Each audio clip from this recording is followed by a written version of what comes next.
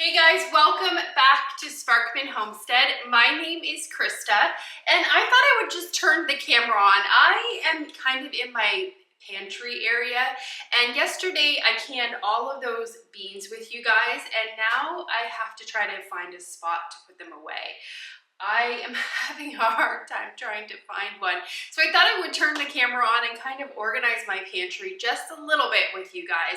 I do have to move some stuff around, so I'm able to kind of give you a little bit of a quick pantry tour. It's not going to be a full pantry tour. It's just going to be kind of me working through how we can get this organized, because I have about 40 jars that I have to get put away that we canned yesterday, and I'm really limited on space. I want to apologize just in advance. That sun is super bright and it's casting this really weird, ominous shadow.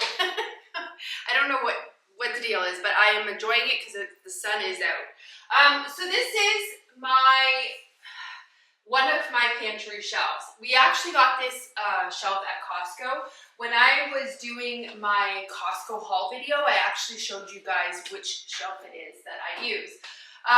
But it is getting really full. The one thing I actually don't like about this shelf is that I have so much room in between here. So what I have been doing is double stacking. And I understand that double stacking is definitely dangerous sometimes because you don't want to get a false seal, but I actually lay a layer of cardboard in between my jars, and that way it acts as kind of a buffer and I don't have such a high chance of getting a false seal or like a seal popping and then me not knowing. So I am double stacking because the shelves are so wide.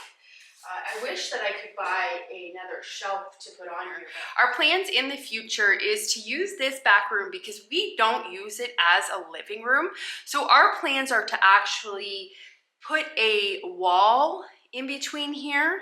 The door that you come in from our garage is over here. And this is a wide open space. This was an addition that was added onto the house. Probably sometime in the 90s. And this was kind of made as a back second living room because we do have a living room in the front, but this is kind of the back one.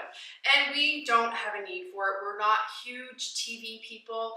We do like to watch TV at night and relax, but we don't need more than just that living room in there. So this room, we want to put a wall right here.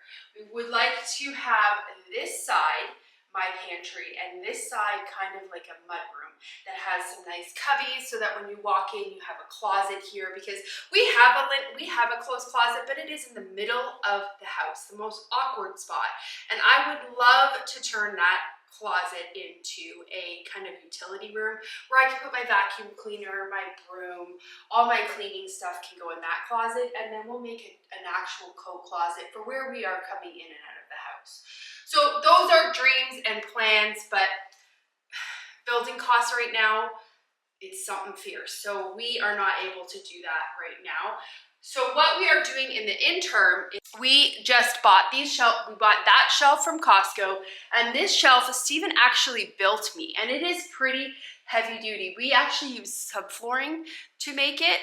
I found kind of like a template on Pinterest, and we just kind of took it and went with it. Now we have definitely had to add reinforcements into it. Like even here you can tell it's bowing, and we could probably use another reinforcement put right here because I am really testing this shelf to the max with what we are putting on it. If we can, I would love to be able to find some scrap wood and possibly make a second shelf like this, because this shelf I love because it just fits things perfect. Whereas this Costco one is just so big, and I find that I'm having to use supplemental shelving in it. But anyways, so we would love to get another shelf there, but in the future, this whole back side is going to be a pantry room. The reason we decided to do this as a pantry room is because that back door is our deck entrance. So I can easily just come in from the garden, and I want to have a little tiny sink put in here also, so that I can come in with my produce, have my little utility sink in here, not a full-fledged kitchen sink, but a little utility sink, so that I can have that to wash my vegetables off before I bring them into my kitchen. It's kind of going to be like a pantry processing station. These are all future plans. It's not right now. Right now, we're working with limited shelving, which brings me to where we are right now, getting it organized. So I do have a little bit of available space down here. I just kind of moved some of my stuff around.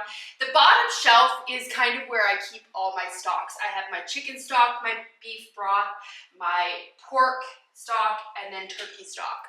So this is the most used area. I usually, typically on an average day, I use at least 1 can of stock of some sort. I try to get it into every single meal that we have because it is so beneficial for us. So this shelf is constantly being used. That's the other thing about my pantry. I have a working pantry. This is not a prepper's pantry. This is what we eat off of daily. This is what I use to make all my meals with.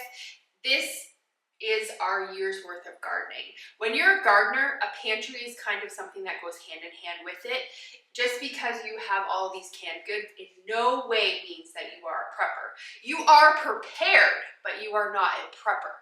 And I believe in being prepared for when I'm not growing things. So like, I can't grow tomatoes in the winter here.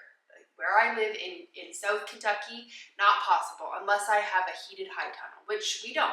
So I can all of the tomatoes when they're in season. So that's why you see all of these tomato products, because I just canned them when they were in season so that I can use them fresh throughout the year. So this is my prepared pantry. That's what we'll call it. It's my working everyday use pantry. So I have a little space down here. This is the salsa verde that we did and the green enchilada sauce that we did. I'm thinking that I'm gonna move my regular just normal enchilada sauce down here beside the green one. And then that way it frees up a little bit of space up here. I'm also thinking that I am going to be double stacking my relish and my pizza sauce, but I will bring you guys.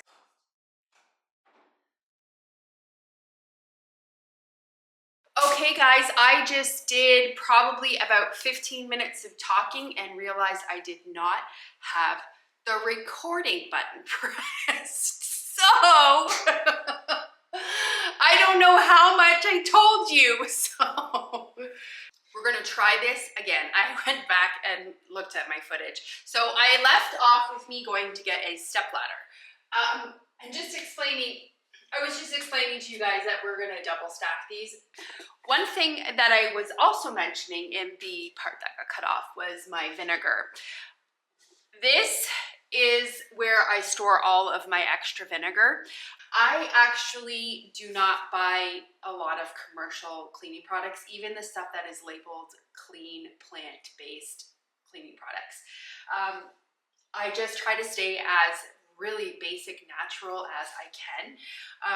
So today is actually an experiment. I'm doing a load of laundry with some vinegar, and I don't know how it's gonna go. I'll let you guys know at the end if it ends up smelling really bad. It's an experiment. So anyways, in the part that got cut off, I was mentioning to you guys about my vinegar cleaning products and that I store them up here. The other thing that I was mentioning to you guys, again, got cut off, is lemon juice. Now, I used to get my lemon juice from Azure. I want to apologize if I'm saying it incorrectly. Everybody says it differently, so I just want to apologize in advance if I am incorrectly pronouncing it. I say Azure, it's Azure. I don't know which way to go, but we're just gonna say Azure today.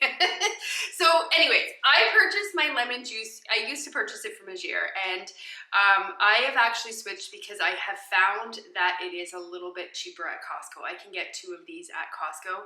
It's just an organic lemon juice. The one thing though, just to be aware of if you are purchasing it at Costco, is watch the expiry dates. I know that I understand that it is perfectly fine to go past expiry dates on certain canned goods, but lemon juice, because I use it for canning and I've done a little bit of research with it, and that is one thing that I've actually read, you should not go really past the expiry date on it. So I just be aware if you are getting it from Costco, watch the expiry dates, because I had actually purchased some and it had expired 2 months after I'd purchased it. I go through a lot of lemon juice, but not that much. And then next up here, I just have my lime juice beside it, and this is one that I do get from Azure. It's just the Santa Cruz brand, and we really like it. I get that in cases because we go through a lot of lime juice. We really like it in a lot of our cooking. Let's get this pizza sauce and relish double stacked, and I'm actually probably gonna push the mustard over a little bit also. So in my pantry, you'll notice that I have a whole bunch of this painter's tape. All I do is I write what it is on it so that when I open my pantry, I can see exactly where things are, but they are actually starting to fall off. And so I'm finding a lot of them on the ground, so it's not really working. So I need to find a different kind of labeling system.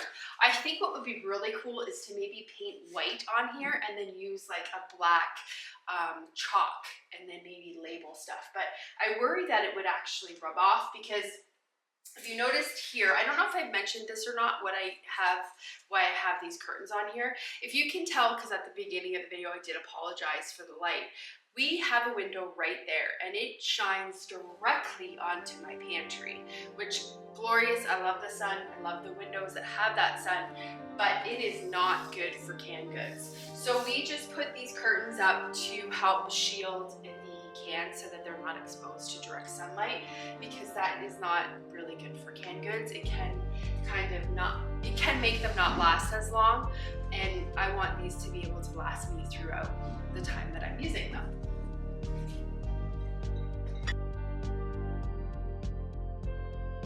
Okay, so we just moved these over. I have this already cut piece of cardboard, so I'm just gonna lay it on top of here, and then I can just stack my other ones. So we're just gonna put these on this cardboard here. We just made a whole bunch of space right here that we can now put our black beans, and we could probably even fit our pinto beans up here. Okay, so we're gonna put the black beans right here. Now, I wanna let you guys know kind of how I put my inventory stuff in. When I am putting new stuff in, I always put the new stuff to the back so that I have the oldest stuff to get used up first. So this is May, and this is yesterday. Obviously, I wanna use the May stuff first. So I am going to put the May stuff on the top so that it gets used up first. That's just a way that I make sure that I'm always going through my working pantry and I don't end up getting something kind of lost in the mix.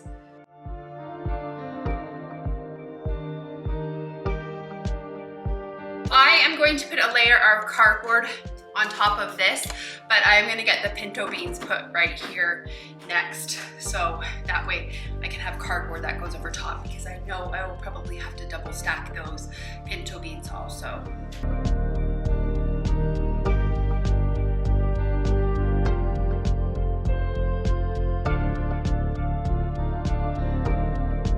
Ones we want to use first, so they're going to be on the top.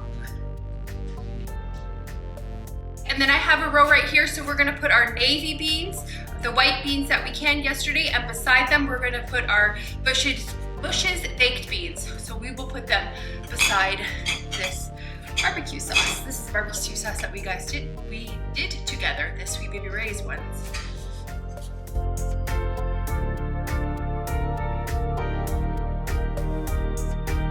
This one didn't quite get a full jar, so I'm gonna probably put that at the front so I get that used first. So let's get this enchilada sauce now put at the bottom, and we'll kind of reassess and see if there's anything else that we kind of really need to get moved around. And I now have an empty cubby over here, which is perfect because we will be canning some chickpeas soon.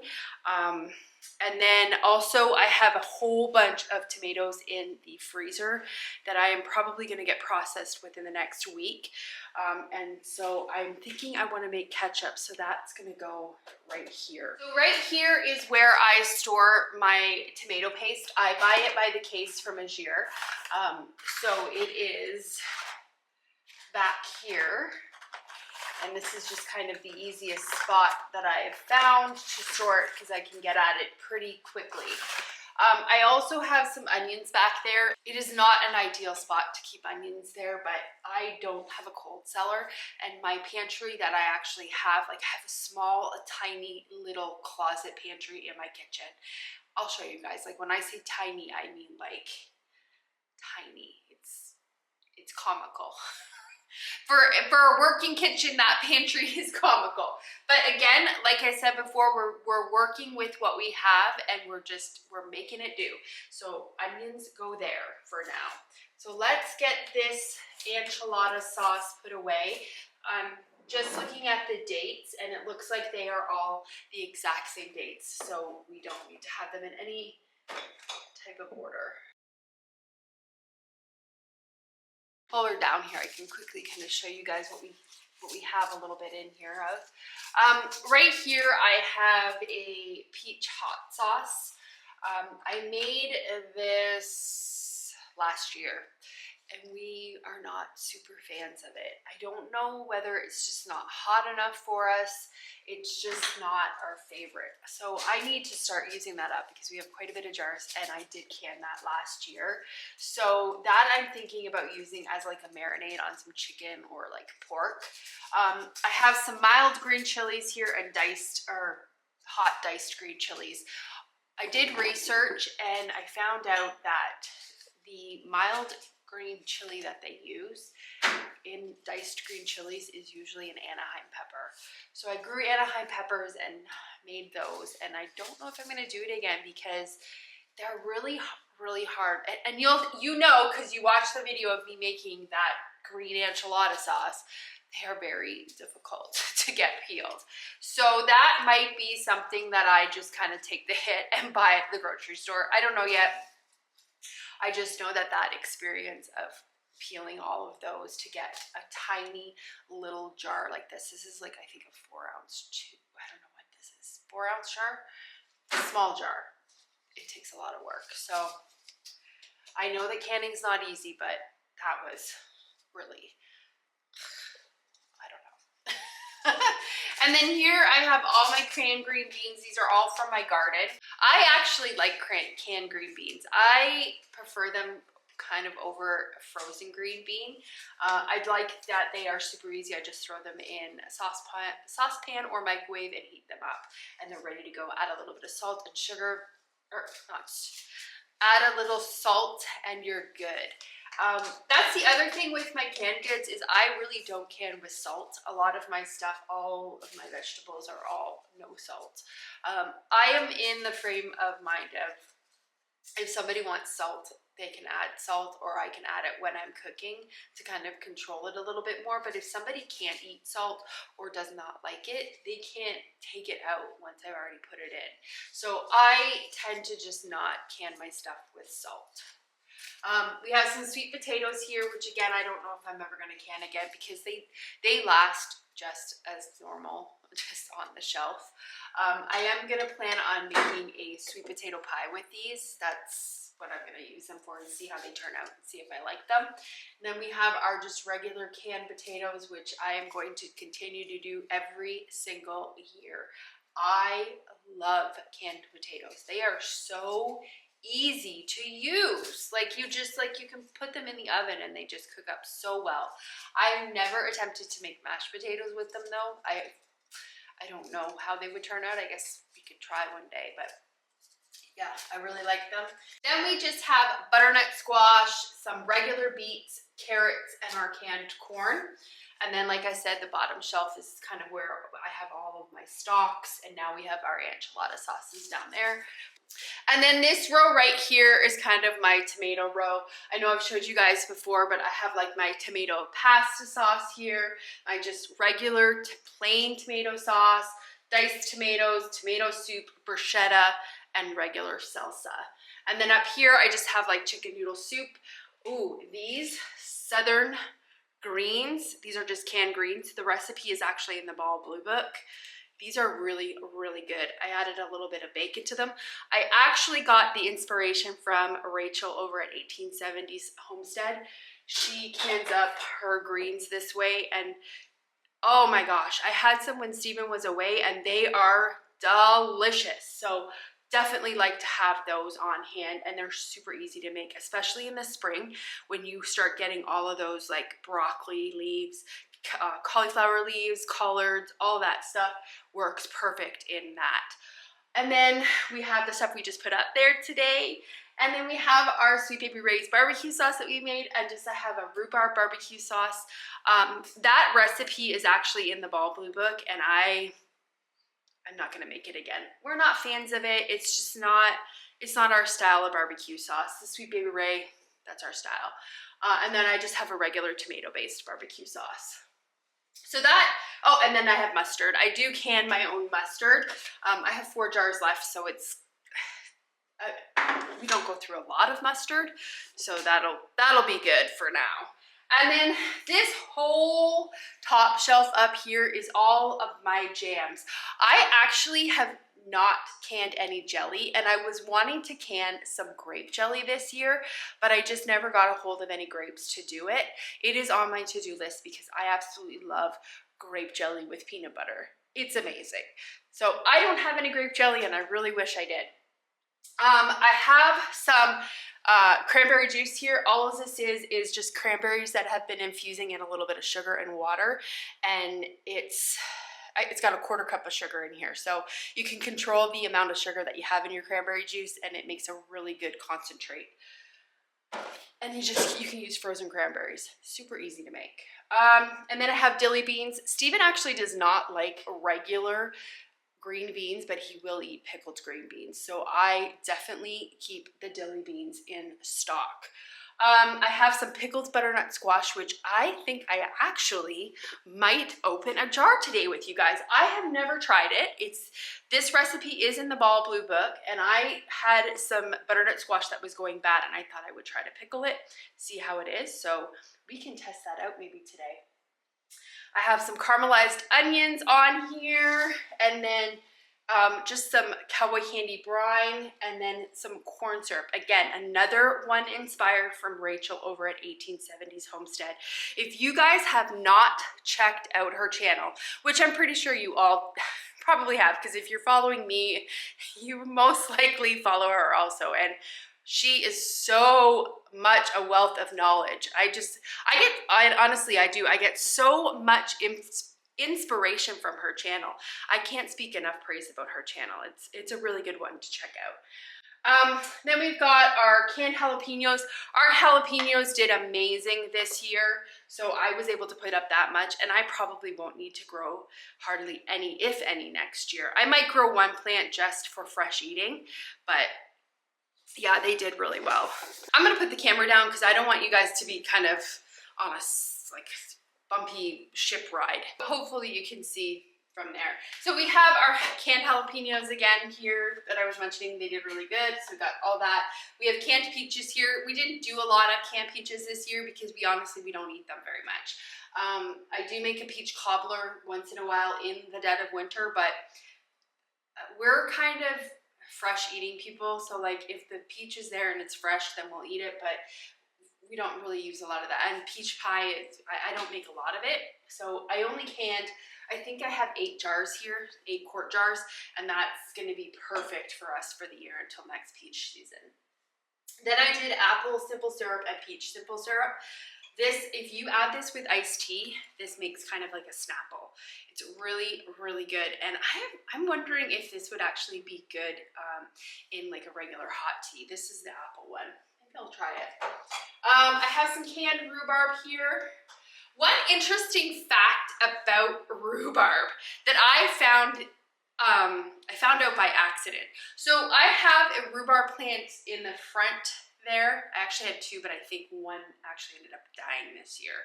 So I have had it there for 3 years now. The very first year I grew it, I was waiting and waiting and waiting and waiting for my rhubarb to turn red, because I used to eat rhubarb when I was a kid. We had a rhubarb plant at our house, and I just always assumed rhubarb, you know, it's red. Pick it when it's red, and that's when it's ready. So I was waiting, and my stalks were not turning red. And I was like, what the heck? Why are my, like, it's never ripening. I did some research and found out that there are actually 3 varieties. I'm sure there is way more than 3 varieties, but this one article that I was reading said there are 3 types of rhubarb that you can grow. You can grow the red rhubarb, which is like the standard stuff that you usually see at farmers markets and grocery stores, and you can grow a green variety of rhubarb, and you can grow a variegated kind of rhubarb. So it is a mesh between the red and the green. Turns out I had purchased the green variety and not known it. So I had let it go way too long, and it ended up being super, super stringy. So now, last year was the first year that I actually really harvested off of the plant, because it is like asparagus. You have to let it kind of get established, because it is a perennial, so it will come back every year, but you have to let it get established at the beginning.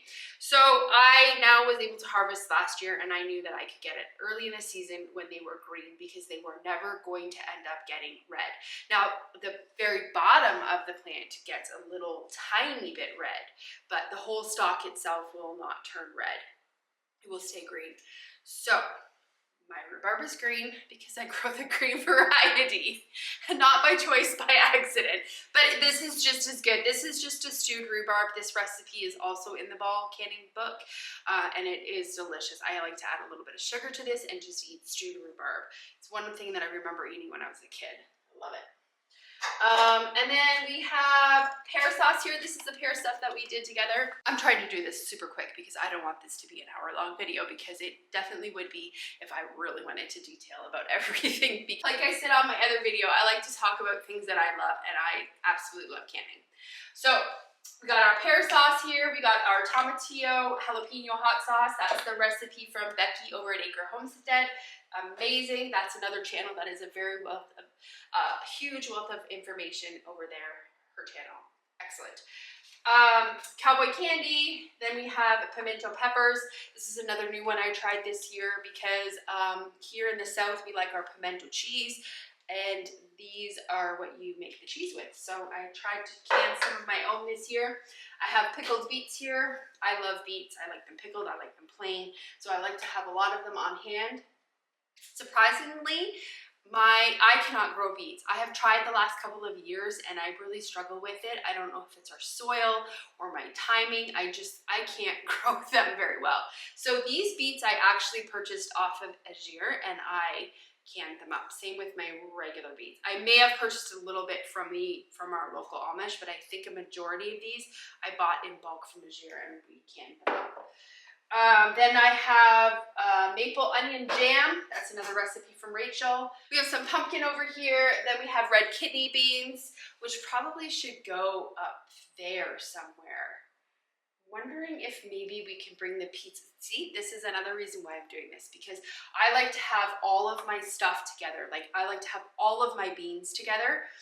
I'm wondering if we should bring that pizza sauce down here, and maybe the relish, because then we'll have room for the chickpeas, and we can move the red kidney beans up there. Okay, we'll do that after.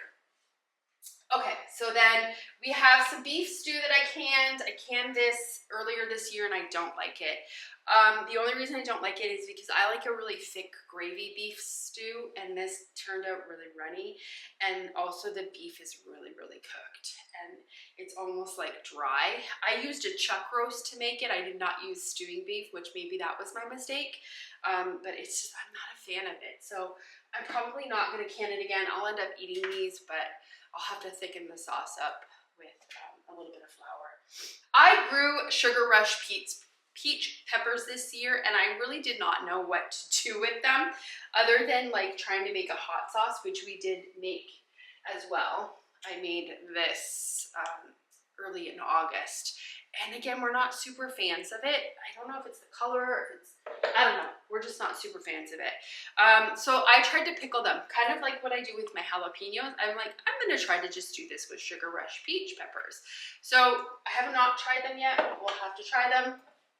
I grew some purple cow peas, and I canned them up. They do not look very appetizing, but I am excited to try them. I also have some in the freezer as well. This is the chicken that we did together. This is actually, I'm going to use this to make those chicken pot pies. because I just figure it's perfect chicken. I can just peel it off the bone and it'll be excellent.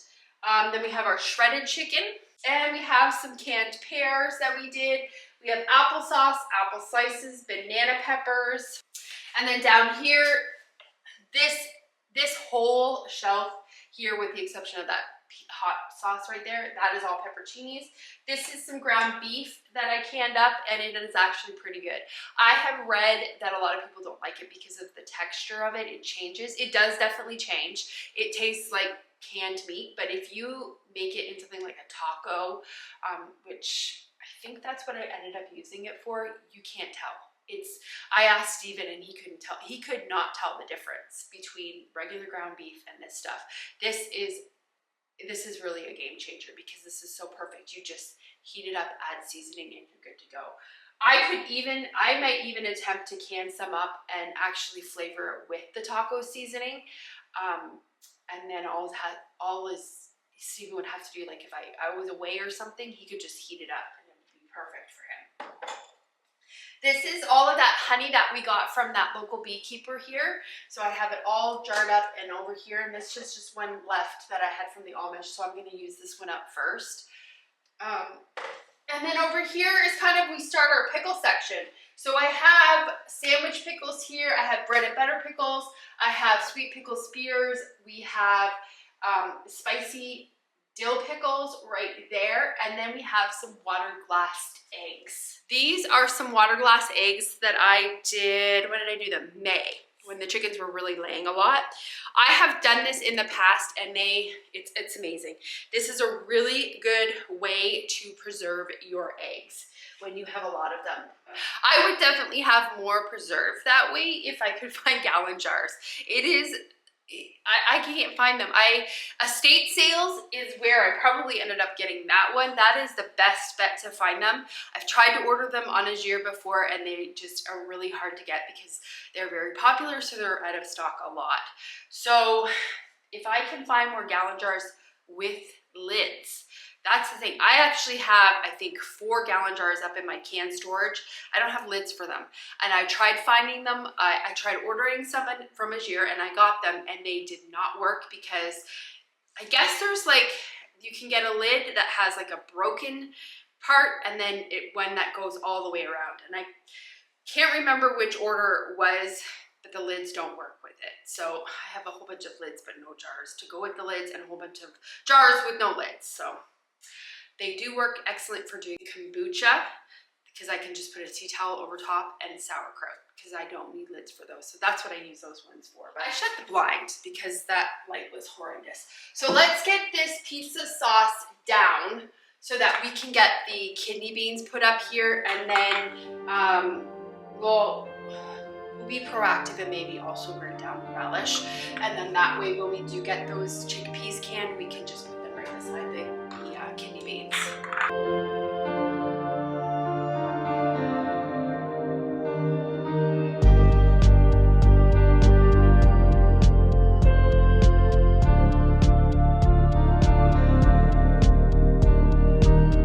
Because we are not double stacking the pinto beans, sorry, I'm cut off a little bit, you guys. I'm actually just gonna shuffle this over because I do need to actually double stack my kidney beans. So we were just going to move this over and put black beans right here.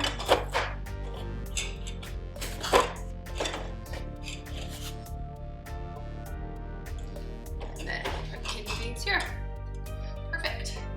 Now I just discovered that I actually have a row right here, and I do like to keep all of my things together. So I am actually debating maybe moving this over a little bit and then putting the pizza sauce here.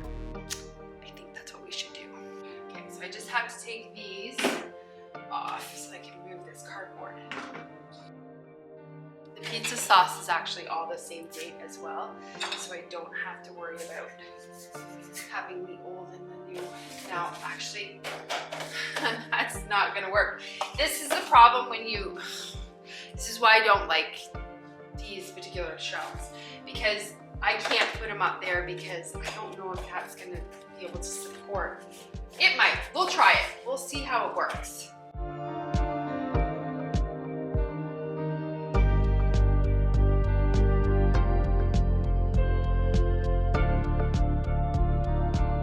Looks like it's gonna work. My concern was that it was going to not have enough support under here, but because I have the diced tomatoes over here, it's actually weighing the cardboard down, so it's not gonna break because there's enough level support. So pizza sauce is now there, and then we have this cute little cubby here, which is where we will put the relish. Perfect! Yay! So now I have empty space here also, which might serve in the future because you never know what we're gonna can up. So I like having now a little bit of availability. Ooh, that makes me feel better that we got all that stuff put away. And plus now, we even were proactive and made a little space for our chickpeas that we're gonna be canning up next. I want to show you guys the laundry. It just beat. Let's see. So I did a load of towels to experiment, and it does not smell like vinegar. Now the true test is I actually put a towel in the laundry that I used to wipe up a bean spill last night, and it was stinky. Like, it was really bad. I actually had to take it and put it outside because it stunk so bad. So let's see if we can find that towel and see if it still has that really smelly smell to it. I think this was it. Was that it? Yeah, I think that was it. I have two of them in here. No, the smell completely came out of it. So, yeah, I think vinegar is I think that's a win for washing laundry with.